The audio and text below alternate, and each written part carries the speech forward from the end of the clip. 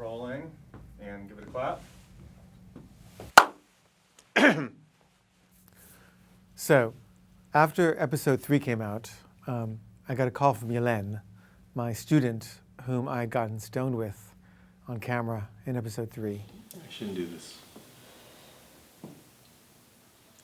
So I just got out of a meeting with human relations at New School. Was it Professor Zahidi's idea to smoke the marijuana? No, it was my idea. We had just finished shooting the episode, and I rolled a joint for Jasmine and I, and offered him a hit. And Professor Zahidi smoked the marijuana. Yeah. And then you reenacted the scene by smoking real marijuana again for the following episode. That's correct. And they also interrogated Jasmine. So did you watch all 3 episodes? Because the second episode was quite explicit. And then I found out that another one of my students, Stefan, who was helping with the editing, was also contacted. I wasn't even there when you guys were smoking pot. And then I got an email. Dear Professor Zahidi, and I have received a complaint about your involvement in an episodic show that includes your students. We would like to discuss this with you at your earliest convenience. So I'm just like, man, I could get fired for this. I just like, my mind is racing, and then I'm like, Mandy is gonna freak out when I tell her. Are you kidding me? You are always threatening our family's livelihood. If I don't push the envelope at least a little bit, no one's gonna watch the show. That's not a little bit. You don't know what a little bit is. Well, it needs to be a little bit more than a little bit. This is serious. You need a lawyer.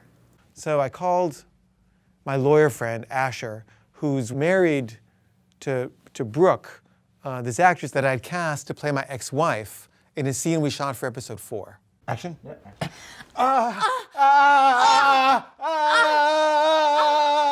But it didn't come out very well. You know, I wanted to get a wig to look younger, and I had a wig from a previous film I'd made, but I couldn't find the wig. It was in the basement in our cage, and Mandy is a big hoarder. She doesn't throw anything away, and we were running late for the shoot, and I couldn't find the wig, and I looked everywhere, and I took the whole thing apart, and so then we decided, okay, I'll just buy a wig. So we sent Peter to go get a wig, and it was like an African-American wig store, so he got me this really huge afro wig, and I thought, oh, this is too big, maybe I should trim it. But I didn't listen to my instinct, because everyone was saying, It's funny. It's funny. it's funny. Anyway, I hate it when I don't listen to myself, but I didn't. So we do the scene, and it was too big, it looked stupid, and a lot of people said, you know, You look ridiculous. You look like a woman. You look like an idiot. so we cut it out of episode 4. But anyway, I called Asher to ask him for legal advice.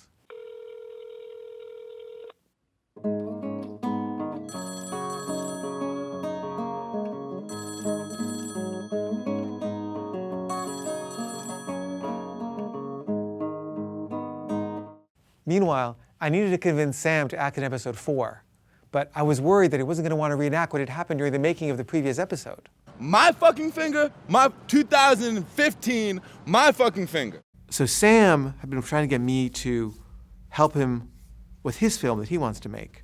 And he came over and really late at night, and he was on drugs, and he was drunk, and... Hey, Hey. do you have a laptop? Yeah. Could we watch it on the stoop? Smoke a cigarette? Okay. Yeah? Yeah. Thank you. So then I watched his film, and there were really good things about it, but whenever I'd make a suggestion, he would he didn't want to hear it. I see what you're saying, but you don't see what I'm saying, because I'm your successor, and by definition, you can't understand what I'm doing. Okay, well, if you don't want to hear it, then why are you asking me to watch it? And, you know, the reason is because he didn't really care about my feedback, I don't think. I think he really just wanted me to love it and help him get it made, which, you know, I understand, but I didn't love it. I mean, I liked a lot of it, but it was too long, and it seemed too in love with its own every thought, and there were mosquitoes, kept getting bit. And after a couple of hours, reading the script and dealing with him, and I just was like, you know what? I don't want to help him anymore. I wanted to help him, and I didn't want to help him anymore because it was just like, wasn't worth it. And he felt like he wasn't being sensitive to my needs. I had to go to bed. I kind of got to get up early to teach. Do you have any food? And that's my issue. Like when people don't see me, whether it's Mandy or Sam or anybody, like I feel really upset because that's, I guess, I felt as a kid with my parents. I basically didn't want to help him after that. And he sort of kept trying to talk me into it, and he kept coming over. Hi. Hey. Bad time? And he wanted to borrow my phone to ask this producer I know for money. There's an ROI in place. I have to get a restaurant job because I live with my fucking dad. So get a restaurant job. And he's the other investor with my mom. My mom and daddy are the investors. You're gonna get your fucking money back. And then he wrote me an email and said, and I was just like, you know, if you need me to write you a letter of recommendation to your mother, I think that's not going to help, really. She doesn't even know who I am. It's like ridiculous. But I didn't know what to say, so I didn't say anything for a while, and then I just wrote. And then he wrote back an angry-ish sounding email, like. So I was just like, okay, fine, I'm not dealing with this guy. But then I need him to act in the show in episode 3, so I was like, hey Sam, it's Caveh calling. Just calling to see if you'd be open to acting in episode 3. Give me a call. Hope all's well. Bye. So he called me back, and he was mad. You wouldn't even write a letter to my mom. So anyway, we got into an argument. Why don't you give me money then? Sam, I don't have any money. Sure you do. Sam, I can't pay my credit card bills. My credit card keeps getting cut off because I can't pay my bills. I have all the student loan debt still, and even if I had some money, why would I give it to you? I can't even, I need it for my own films. But, he's got this entitled thing where, like, he's a genius, everyone should give him money, and I used to be that way too, so I understand it, and I'm actually sympathetic, but I'm not there anymore, and I can't give him my family's money for a film I don't even like. Look, if you don't want to do it, don't do it, okay? I can give you $100 to act in it. If that's not enough, fine, don't do it. So he basically threatened to quit. Okay, fine, quit. I'll get someone else to play you. So he hangs up on me. And then he calls me back after a few minutes, and he says, Okay, I'll do it. So Sam comes over to shoot episode 3. Can you pay me back for that Coke I bought? You bought Coke? Yeah, for the shot. And what happened later that night was what I needed him to reenact for episode 4. No, you're addicted to cocaine. You're an addict, Sam. The problem was that Sam wasn't crazy about how he was being portrayed in the show. Me being a dick. And he insisted that I show him a cut of the new episode before agreeing to act in it. And before he snorts the Coke, he throws it in the toilet and flushes it. It's a dead mythology, man. Drugs, no, I'm not going to subscribe to drug use on camera. Drugs are for stockbrokers, not artists. You don't want to do it? No. And I was like, oh, what a fucking asshole. Like, It's the only way I could have looked more like an asshole. Like, the only way I could have looked more like an asshole than doing coke in general is that. All right, go ahead. I was a little scared of what he could do in that altered state. Anyway, What? Sam and Elena were leaving. The scene of me shouting at him is him trying to get a frightening reaction shot and me shouting accordingly. That might have been the third take of me shouting at you. I know. I know you know, which is begging a larger conversation that I don't even know if I have to have with you. Andy was a little spooked by his energy, and she was a little scared of him because Andy he was was, spooked. coked out and angry at me. Anyway, so this is episode 4, and What character am I playing now? You have to do away with me in this episode one way or another, or I'm playing a Night Stalker for an unknown energy the rest of this 3 episodes about Brooklyn filmmaking. What I was thinking is if anyone kills you for any other reasons, I'm on the hook for it. That thought occurred to me with novelty and then without novelty. I need a cigarette. Sure. Want to go out on the stoop, or is that too? So let's talk about the show. Yeah. So you okay with it? Am I okay with what? What we're doing. So anyway, I agreed to double his salary. All right, David Mark Chapman. Yeah, whatever you need. Okay. But anyway, I started getting all these comments from fans on YouTube. So I asked the fans if they would record the comments that they wrote and send them to me for this episode. 3, 2, I'm into it. This is fantastic. Truly fantastic. Amazing. Fresh. This kind of blew me away. This is so good. OMG. I love it. Amazing. Congrats on having big balls, Caveh. Really funny. I love that it's so meta. The show is genius. Give Caveh all your money and let him make great shows. And then I got an email from another fan who told me, I was watching your TV show, and it made me realize that I was being dishonest with someone that I care very much about. And this huge lump, it developed on my thigh, and I believe that it had to do with some kind of blocked energy. And the person I was being dishonest with also loves you and that he loves your work. And we watched your show again together, and we were able to look at each other and to tell each other that maybe we shouldn't be together anymore. And the lump went away. But it was because of your honesty that you showed that allowed me to be honest. And I just wanted you to know that I love you and that I exist. And I thank you tremendously for what you're doing and your work. There were also negative comments. The way you humiliate and degrade your wife in this show is just pathetic. It's disgusting. You bring up her mother's suicide, clearly against her wishes, and then you talk about her resulting feelings of abandonment. Then you go about talking about how you might leave her just because you're not getting any sex right now.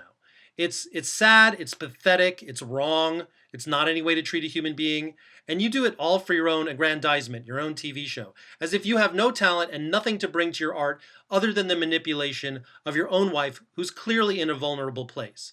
So this isn't a dialogue, okay? This isn't a back and forth. I don't want to hear from you. I just want you to know that I fucking hate you. And then IndieWire film critic Eric Cohn picked the show about the show as one of the top 10 shows of 2015.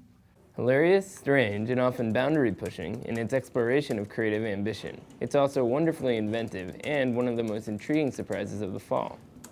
So your relationship to your wife is laid out in really revealing terms on the show. Is there anything that she just won't do? Well, this new episode, there was a scene where I wanted her to reenact a blowjob. And so she's giving me a blowjob. I will not be giving you a blowjob on camera. Not a real blowjob, like a fake one. I'm not going to give you a fake one either. I'll eat a banana if you want. So it's like a metaphor? Exactly. Could you do it a little more like a real blowjob? I'm just going to eat it. So anyway, she was reenacting a scene in which she offered me a blowjob, which was something that hadn't happened in a long time. But then she interrupted it. Do you mind if I stop doing this for a second? Okay. Are you sure? Yeah, I mean, we can resume later. You don't have to do it all right now. Well, I'm so annoyed at my boss right now. She's like, tells me not to talk to anybody in New York, and she's like, you work for me. So we talked about this other thing for a while, and I was, trying to listen and be sensitive, but then it just went on for like an hour. So I was like, can we finish the blowjob now? Can we do this tomorrow? Mandy, come on. Like, you said we would resume later. I'm just so tired right now. Let's do it after Mandy, sleeping. this always happens. You always do this. Fine. You want one now? I'll finish. Go. Let's do this. No, I don't want it anymore. I wanted it before, but like now, I don't want it. To be continued tomorrow. Going to bed? You really going to bed?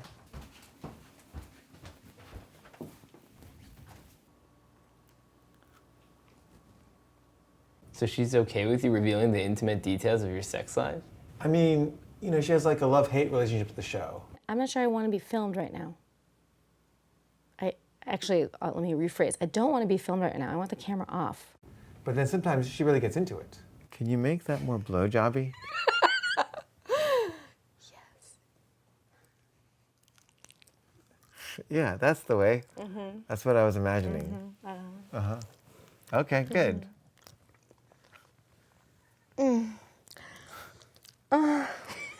She also likes the popularity that comes from being on the show. For example, our neighbors love the show. It's got big screen potential. We're obsessed with the show. Can I be in the show, please? It's really inappropriate. I like it. So it's made them a lot nicer to her than they used to be. You gotta puff hard on this one. Really puff hard because the smoke's going away. Okay, go ahead. All right. I love you guys, by the way. We love you too. So anyway, after the IndieWire interview came out, I got a call from this producer in LA, and he'd like made a lot of shows and movies. He produced Teenage Mutant Ninja Turtles. I love the show. It's fabulous. Would you be open to me shopping it around to a bigger network? Then I get an email from someone in Amsterdam who says they're a big fan of the show and they want to fly me out to Amsterdam to do an episode there. Interesting. I'm not sure how that would work though. Like every episode is about the making of the previous episode, so like, how would that make any sense? But so anyway, the more people said nice things about the show, the more self-conscious I got, and the more afraid I became to like lose whatever small amount of recognition I'd achieved. So I started getting really obsessive, and like I really wanted episode 4 to not be a disappointment after episode 3. So I just started like shooting and reshooting, and I just was like, I was going crazy, really. What's taking so long? I know it's confusing because Dustin was in Germany, but he's back just for a little trip. So I filmed him. But then Aziz told me that... That doesn't make any sense. He's supposed to be in Germany. So I just wanted to say that. He's going back to Germany to be with his girlfriend. It's just temporary. What's taking so long? Do you want it fast or do you want it good? Fast. Even the fans were starting to complain. When is episode 4 airing? Where the heck is the new stuff? It's February 8th. When does it hit? So I finally put together a cut, and I showed it to a few people. Who do you think you are, man? Larry fucking David? Cut the episode down. It's too long. The show isn't even about the show anymore. It's like a reality TV show about some dysfunctional couple. I think you should cut out the masturbation stuff. There were all these scenes that I was in love with, that I worked really hard on, and I ended up cutting them all out. But there was one scene that I just didn't want to cut out. You can't say, so I paid for Coke. You've got to cut that out. Why? Because you say you bought Coke on camera. I didn't say I bought Coke. I said I paid for the Coke that he bought. That's the same thing. No, it's not. He bought the Coke. I don't even do Coke. I was just reimbursing him for the Coke that he bought. Yeah, you paid for the Coke. You bought Coke. You could go to jail for that. So I was like, should I take it out? I don't want to take it out. I like that line a lot. So I paid for the Coke. Anyway, she storms off. And then she tells me the next day that she was crying all night and couldn't sleep because she was so worried about this line in the show. And she was like, please take it out. I can't take it out. Now that you got so upset about it, I got to reenact this moment for the next episode. You said you were going to call a lawyer, did you? I did, but he didn't call me back. So call him again.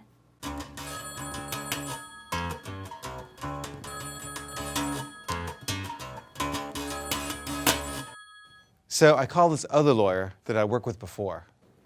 So I made another film in which I got in trouble with the government of the United Arab Emirates. And, you know, there was this threat of a fatwa. They tried to ban my movie, and he had defended it. And I asked him for help, and he was like, How do they know it was real pot?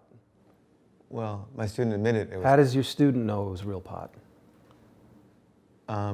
Because we got high. How does he know it contained THC? Maybe it was something else in there that got you high. I'm not sure they'll go for that argument. My point is, they can't prove it, and the burden of proof is on them. Oh. In any case, we need to nip this in the bud. We should threaten to countersue. On what grounds? Discrimination. So I'm like, yeah, it is discrimination. It's discrimination against people who smoke pot.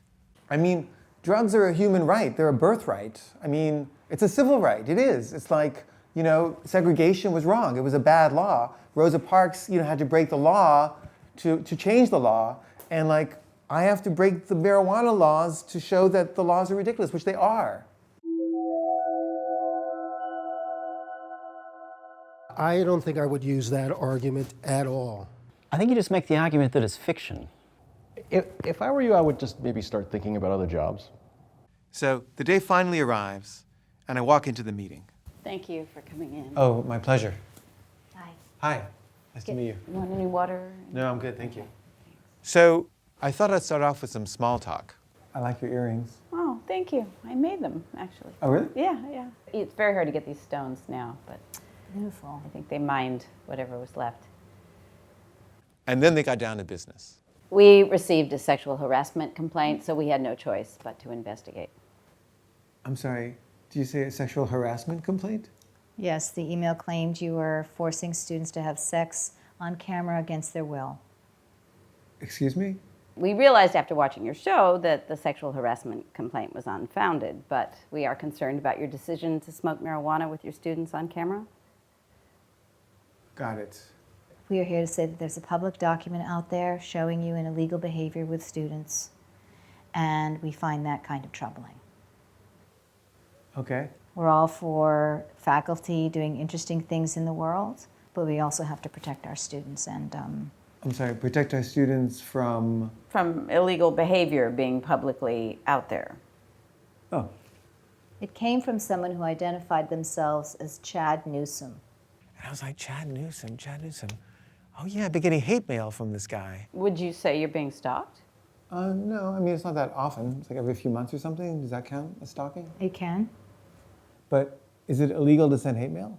Only if it involves money, i.e. fraud or blackmail. I don't think it ever involved money. Well, but you should contact campus security and tell them that this person is harassing you. They might be able to track them down. Okay. As for smoking marijuana with your students, just don't do it. Okay, I'll try not to. Don't try, just don't do it. Okay, I mean, I can live with that. I mean, like, I don't need to smoke pot with my students. You know, I can buy my own pot. That's good. And also, just so you know, I'm going to be reenacting this conversation in the next episode. I hope you guys are okay with that. Oh, God. I don't think that's a great idea. Well, it's a really good idea artistically. That may be true, but you're dancing really close to a policy violation, and we take confidentiality very seriously here. I understand, but you saying that is also going to be in the show. I think this meeting's over. This is over. But also, like, would you guys be willing to play yourselves, or do you want me to get actors to play you? Don't push it. So after the meeting, I checked my emails to see what this guy had sent me, and I realized that this guy had actually sent me these emails before asking me to give him money for footage that doesn't exist of the artist Joseph Cornell and this waitress Joyce Hunter, who I'm making a film about. And when I asked him to show me some proof of the existence of the footage, he just wrote back and said, so this guy has been sort of following my filmmaking, and obviously he watches the show, and I guess because the show's doing kind of well, he's trying to like bring me down, I guess, and like get me fired, because he hates my films. I don't know why exactly, but I think it's fraud to try to sell someone something that doesn't exist. And so maybe I have like a legal case against this guy if I can find him. So I guess I'm going to try.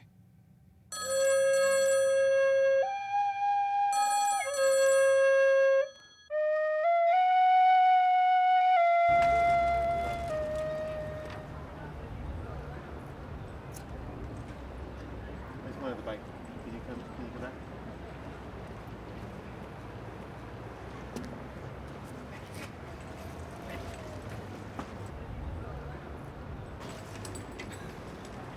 Okay, look.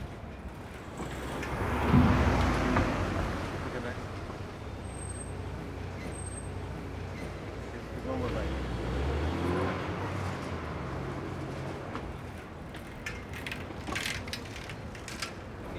Okay. Didn't move. We should wave.